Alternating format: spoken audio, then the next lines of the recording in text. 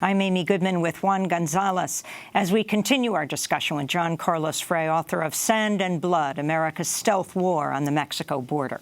Well, the new book chronicles how the U.S.-Mexico border became a war zone through decades of deadly bipartisan immigration policy. But it also examines the border through the personal history of John Carlos Frey's family.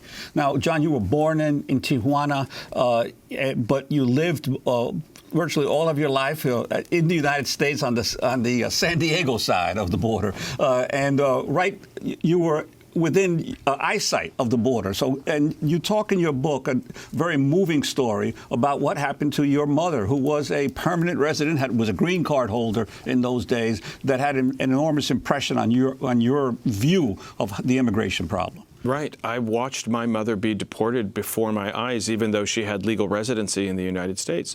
Could you read that section? Sure, absolutely. There's a story about it in the book. My mother was a Mexican woman with dark features and dark skin. She spoke English with a thick Mexican accent. That day, as she walked seemingly alone along the road near the U.S.-Mexico border, moving toward her where I was, she caught the attention of a Border Patrol agent who was looking for migrants. Agents would drive up and down our neighborhood streets regularly, always on the lookout for brown faces. This one stopped to question my mother about her immigration status, asking for identification. She told him she lived just up the road and could get ID from home. The agent didn't believe her. She told him that her husband was in the house and that he could stop by and ask him. He still didn't believe her. She told him that she had lived in the United States for 20 years and that I, her son, was playing nearby. Instead of listening to my mother's pleas, the agent put her in handcuffs and then in the back of his patrol car. She was deported. Obviously not legally deported, but she was sent to a holding facility in Tijuana.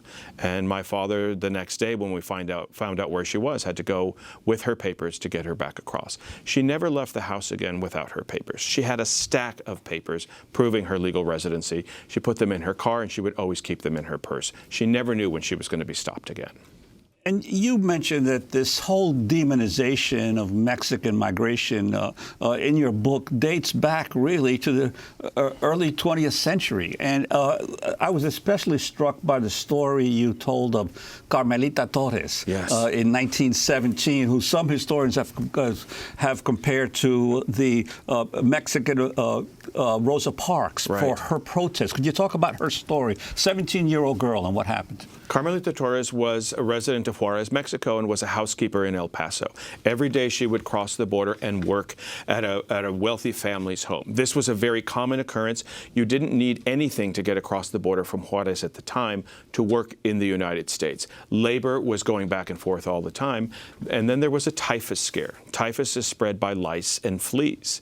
And it was believed that Mexicans coming across the border to work were spreading this disease. So they started a typhus delousing station at the U.S.-Mexico border.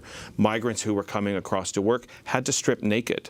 They had to be deloused. They had to dip their entire body in a kerosene bath, and their clothes had to be steamed every single day. Their heads were checked for lice. If they found lice on their bodies, on their heads, their hair was shaved off. And then they could go to work. This was an everyday inspection process. So if you were living in Mexico but working in the U.S. every single day, you would have to, in essence, be deloused at the border when you were going to work. Correct. That is as if we were getting on a plane and going through TSA. This whole process of being inspected was by stripping naked and having your clothes clean and your body checked and dipped into this kerosene bath. And you couldn't get into the United States unless you went through that process on a regular basis. She got sick of it. Carmelita Torres got sick of it and said, from one day to the next, I'm not going to do this anymore. She had heard that some of the agents were taking photographs and posting them in a local bar of the nude women's bodies. So she said, I'm not going to do this. She rallied with a couple of other individuals in line waiting to be deloused, and there was a major protest that ensued. They actually had to shut down the port of entry that day. And she became a champion for those rights of immigrants being dehumanized in that process. You dedicate your book to my mother, an immigrant from Mexico, came to America to provide a better life for me and my siblings, and to all the mothers and fathers who had the same intention and lost their lives in the attempt. How does what happened to you as a child, seeing your mother handcuffed and sent across the border illegally back to Mexico, inform what you do? And talk about your most recent work. We've interviewed you a number of times. One of those times was border agents killing a migrant along the border. I think that my own personal history is why I do this. It's probably not the only reason. I am a journalist. I'm interested in places that are in conflict and are going through a period of injustice like we're seeing here. But I'm a bilingual, binational, born in Tijuana, growing up in the United States individual. So this is my beat. The U.S.-Mexico border is my beat. And seeing how my mother was treated, I don't see too many outlets, with the exception of yours, reporting on the injustices of border security. We think that migrant is bad and U.S. is good. So let's build a wall. Let's increase the Border Patrol. Let's make sure that they don't come here. We don't really talk about what happens down at the border. With respect to Border Patrol brutality and the way that they treat migrants, this is a story that has formed my career. I mean, this is why I come and I speak with all of you, is because of the way the U.S. treats migrants for the most part. You're talking about a case where an unarmed 15-year-old boy was shot 10 times in the back, standing in Mexico, while a U.S. agent standing in the United States opened fire and killed him. That Border Patrol agent was indicted, and there was a trial, and he was found not guilty. The boy never raised a weapon. Cruz Velasquez. Yes, in Nogales, Mexico. He never raised a weapon. He was unarmed. The only thing that was in his pocket was a cell phone. He's dead. Mexican nationals can't sue the United States either for wrongful death. So this family is without their kid and no legal recourse. This is U.S. policy. Well, you also talk about that for many, many years, first certainly throughout most of the early 20th century, there was a fairly fluid situation at the border, people coming back and forth with not a whole lot. There was a Border Patrol established in 1924, but there wasn't really the kind of constant surveillance or seizing of people and sending them back. And you talk about the development of the border wall mentality in more recent decades. When I was a kid, there was no fence. Migrants would come across the border, yes, illegally. And we're talking paper. now in the 60s and early 5 years ago when I was a kid. Right? 30, 40 years ago, there was no border fence. There were fewer border guards. People would come, they would migrate. They would work in the fields, they'd go back home. And this was understood and known. Even though that people were entering without inspection, without papers, people look the other way for the most part. I'm not quite sure what happened, what the flashpoint was, that we started to militarize the U.S.-Mexico border, but all of a sudden, immigrant became criminal, and we wanted to wall ourselves off from them. We have more undocumented immigrants in the United States than we've ever had because it's hard to get in. Now that people, when they finally do get in, they stay. And they not only stay, they bring their families in at a later time when they can. So we have this swelling effect because of the way that we manage our borders. I don't know that we've had a terrorist that's come up from Mexico. We haven't had some sort of an attack from Mexicans in the United States, and all of a sudden we have this sort of militarized infrastructure. It's somewhat of a mystery to me. I watched all of this happen bit by bit. I actually think it's a political construct. If I'm a politician and I want to run on keeping you safe from these immigrants, I could look like a knight in shining armor. And I think that that's what Trump and presidents before him have done. And you make the point that during the Clinton administration, there was a real emphasis on beginning to not only militarize the border, but to go after undocumented immigrants. Now, interestingly, I remember that Bill Clinton, when he was governor of Arkansas, actually lost an election because he welcomed immigrants in Fort Chaffee, Cuban Marielitos who were basically housed in one of the facilities. And as a result of him welcoming them, he lost the governor's reelection race. And I think that's why when he finally became president, he reached the conclusion that anti-immigration posture was a better one for a politician in the United States than one of welcoming immigrants. There's a portion of Clinton's State of the Union speech, his second year in office, that reads like Trump wrote it. We're going to go after illegal aliens. We're going to go after the criminals coming across the border. We're going to fortify the border. We're going to build border walls. We're going to hire more border guards. We're going to keep you safe. I'm actually paraphrasing, but that's the gist of his speech. That sounds like a Trump speech to me.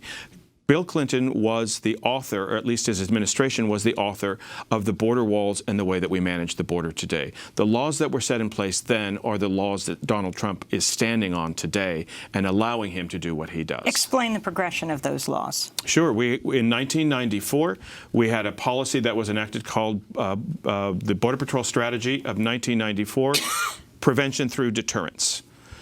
Let's build border walls in front of San Diego, in front of El Paso, and a couple of other major cities along the border, and let's purposely force migration through the deserts and through the mountains. That's on purpose, because we're going to let the terrain take care of them. The Border Patrol knew that people were going to get sick, they were going to be dehydrated, this is all in the document, and that they may die. That is the policy that we have in place, as well as the detention facilities along the U.S.-Mexico border. Everything was geared to the fact that we were going to shake people up. They knew very well that they weren't going to keep people from coming. But if they did come, they were going to know that we meant business, and they were going to take that message of deterrence back home.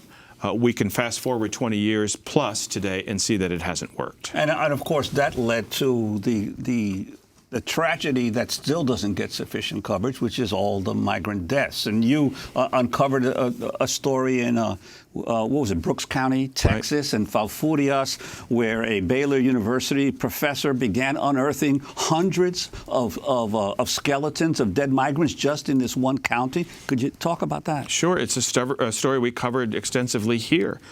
A cemetery, a county cemetery, where migrants were gathered in from coroners who had found bodies in and around the area.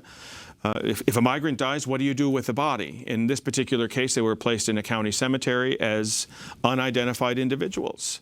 The graves were unmarked. There were no DNA samples taken for identification. In some cases, we found individuals 7 buried to a grave site. Dig a hole, put a migrant in the ground. Some people were buried 4 inches below ground. People were placed in plastic trash bags. It was a mass of humanity buried in a way which was inhumane. The anthropologist who was exhuming the bodies called it a mass grave. You tell the moving story of Mike Wilson, a Tohono O'odham tribal member. Tell us his story, the story of one group of Native Americans responding to migrants. Mike Wilson is a tribal member from the Tohono O'odham Nation, which is a Indian tribe, a Native American tribe on the U.S.-Mexico border. It is a smuggling corridor. Migrants come across the border on a regular basis, and they die in concentration.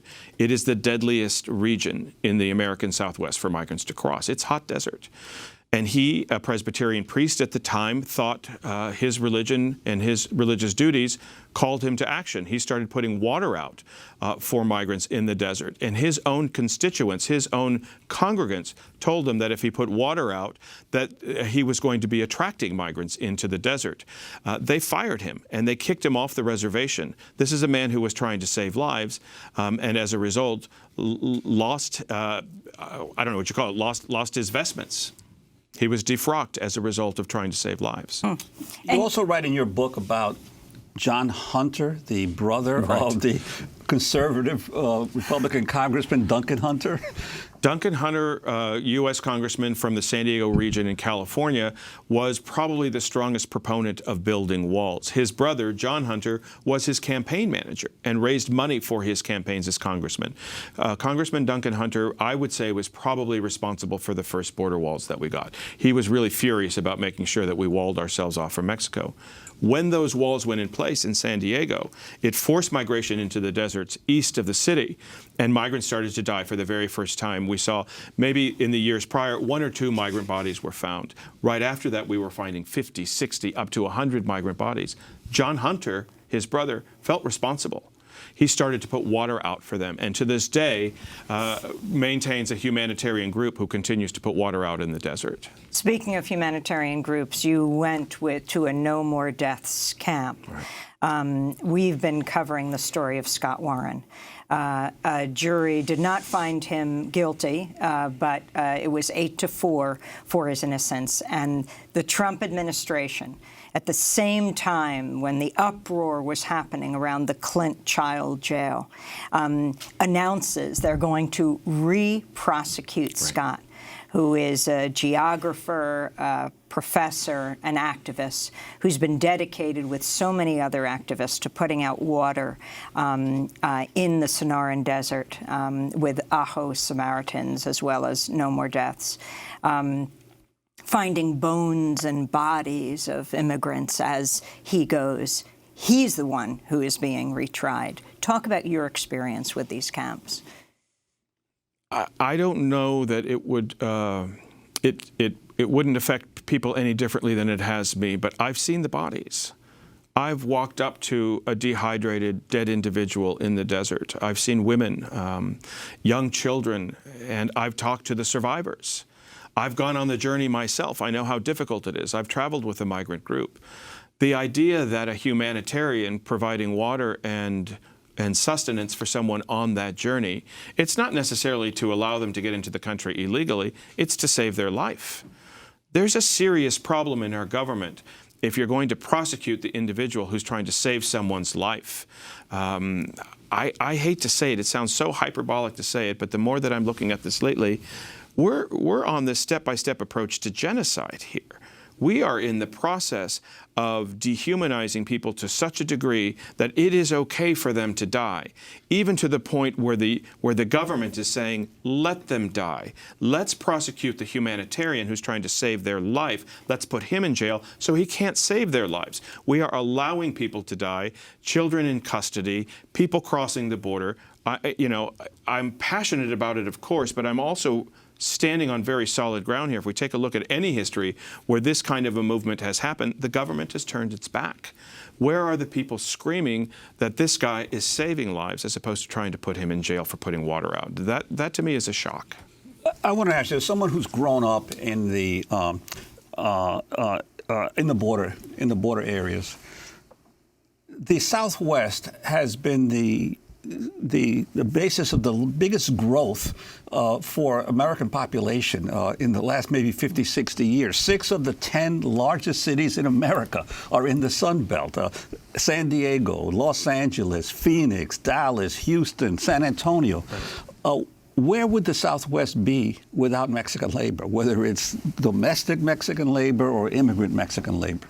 It certainly wouldn't be where it is, and we actually imported that labor to begin with. I mean, we had the Bracero program where we invited almost 5 million Mexican farm workers to come and harvest our crops while our men were off to war in World War II. So many of those Mexican-American neighborhoods were started back in that time. Many of our roots from that culture there in the American Southwest come from that labor pool that we had at that time. This is Democracy Now!, democracynow.org, The War and Peace Report. I'm Amy Goodman with Juan Gonzalez. John Carlos Frey is with us for the hour discussing his new book, Sand and Blood, America's Stealth War on the Mexico Border. We're going to turn now to an underreported force driving people to the border, climate change. This is a clip from John Carlos Frey's project that he did with the Weather Channel on the climate migration crisis, where he asks several Hondurans about what's happening to them, why they joined a migrant caravan. I find a lot of people who worked on farms and say that they fled because of the drought. Listen, the drought was really bad drought. The corn cobs were really small. Among the farm workers who joined the caravan in Honduras was Pedro Castillo. We always plant so we can have food to eat.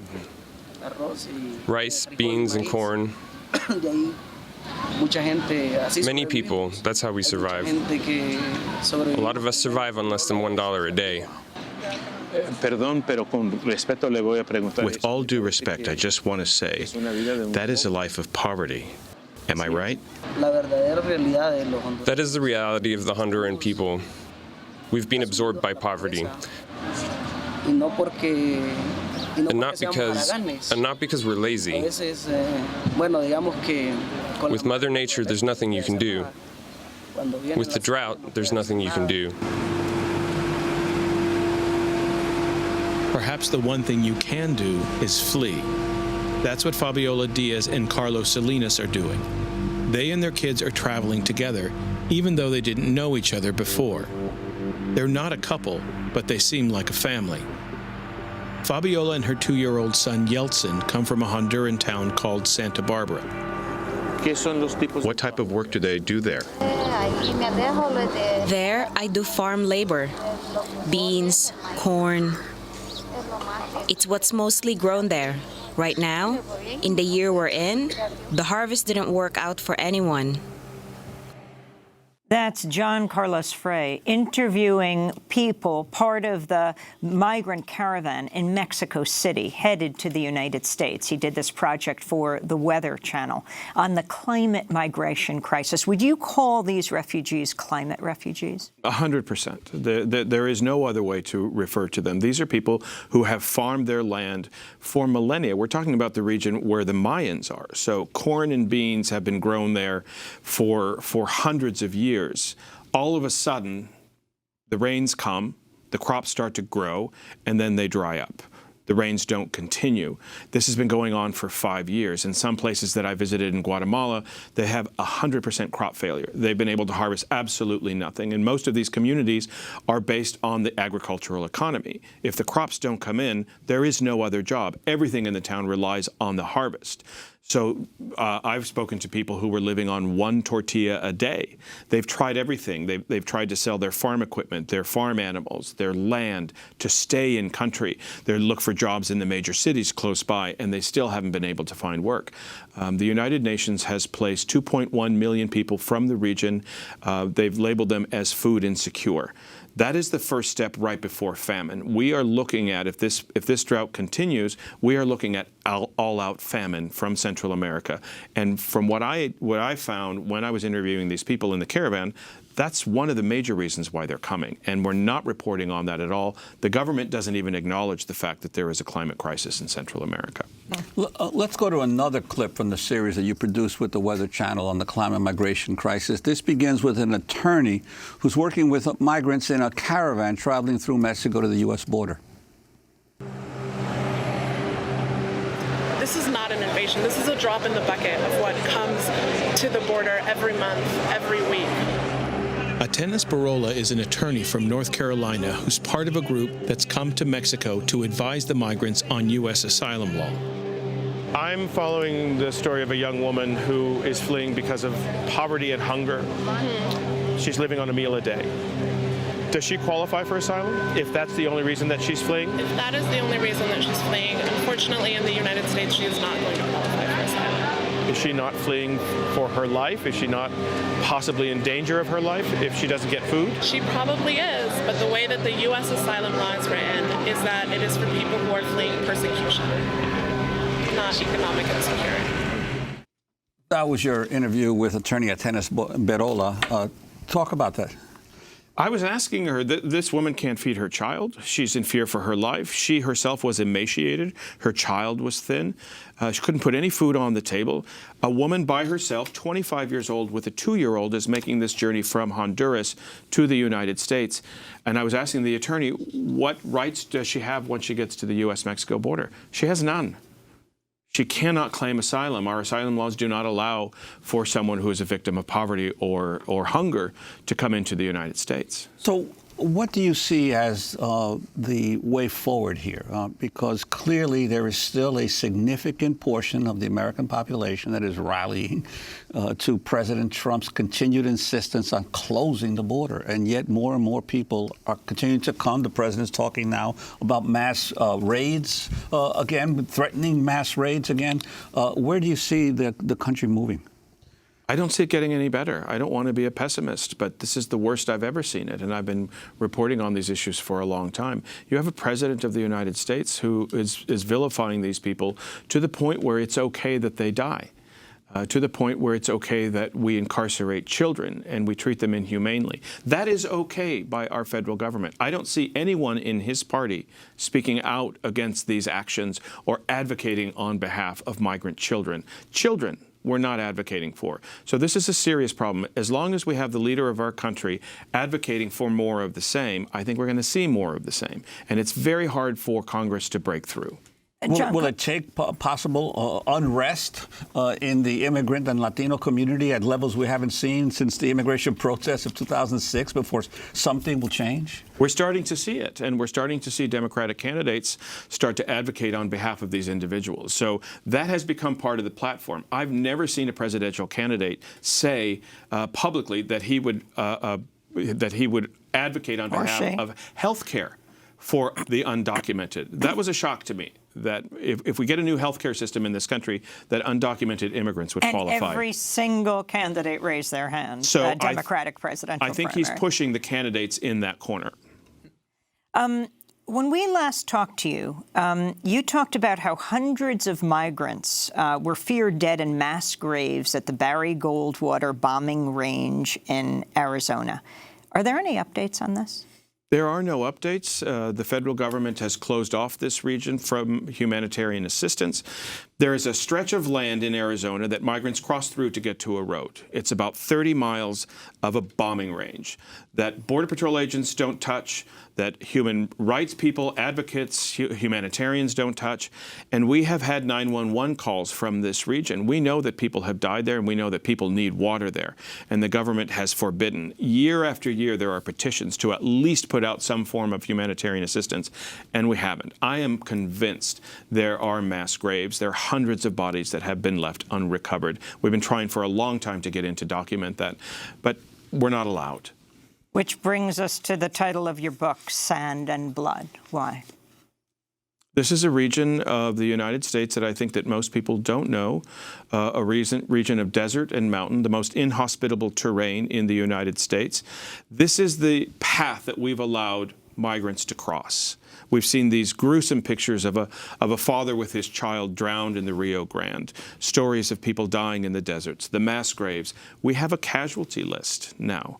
That is a result of a war. If we have thousands upon thousands of people who have died as a result of a policy that has not changed, that feels like war to me.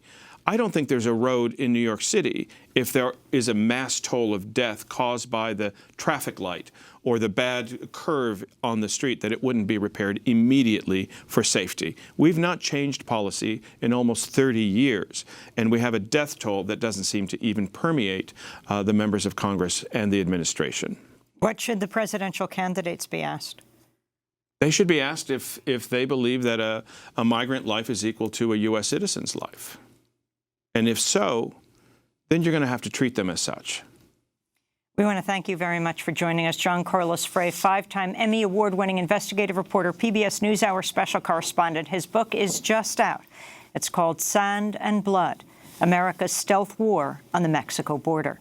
To hear our discussion in Spanish, you can go also to our website at democracynow.org, to Democracy Now! En Español.